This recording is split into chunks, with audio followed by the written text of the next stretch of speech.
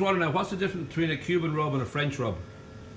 The way it's rubbed. Hey! The French always goes from right hand, Cuban always goes left hand. There you go. Same with the cigars and Start the off pies. fascist, turn liberal by the end of the night. That's how it works. Absolutely. Yeah, right hand, left hand.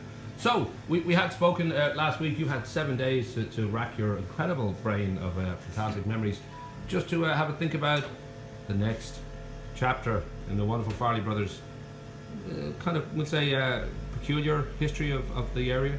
Of the area, of people and places. Now I'll give you a little story just to start you off. My brother Mick is staying with me at the moment. We're doing a lot of work in the house, and he just recalled walking up here as a young man. It would have been certainly before 16, 17. He headed off then, and as he walked up the main street, suddenly a large crashing noise and a sheep flew through your window here and sped off down the street.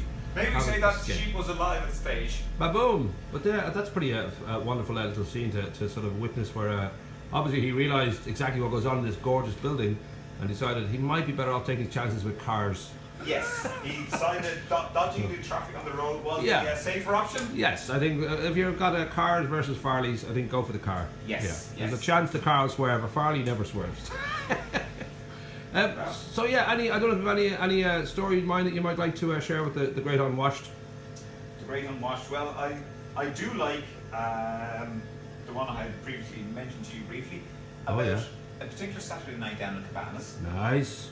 When we were setting up the bar had been opened. Olive was the owner, and she was behind the bar just making sure everything was all right. When the doorman came in, Peter, very interesting gentleman. But anyway, Peter came up to the bar and he was cracking up laughing. And he said, Olive, you have to come out. And Olive said, what's wrong?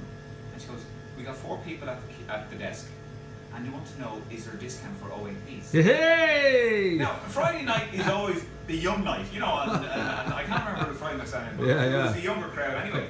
And it was a Saturday night, that was it. Anyway, Saturday was crash night, yeah. Olive was sort of like Sandra said, are you winding me up? I said, no, Peter. Peter says, no, come on, Olive, come around.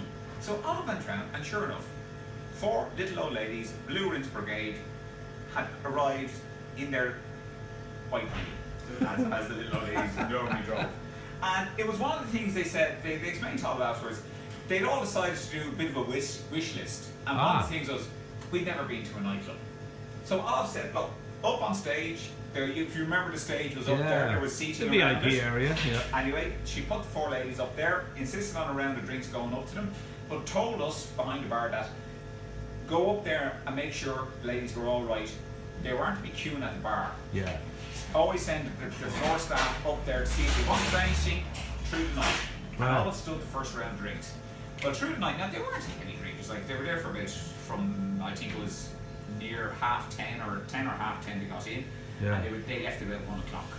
But they got through about 3, maybe 4 rounds of drinks. Now there were shorts.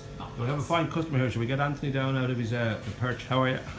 Is Anthony? Oh, Anthony will be arriving very shortly. Cool. But round about 1 o'clock in the morning, Olive was background just checking on things as she usually popped in and out.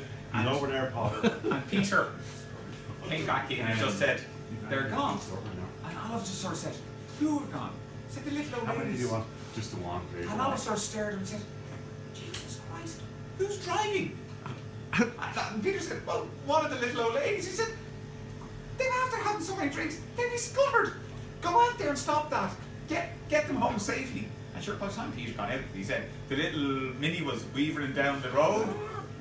And so, of course, we were, listening to the radio the following morning to see if there was any road incidents in Greystones, but there weren't any. So we were assuming that they got home safe and sound, or else... Or an archaeological... Or they're still missing to this day. An archaeological dig will find them one day. Exactly.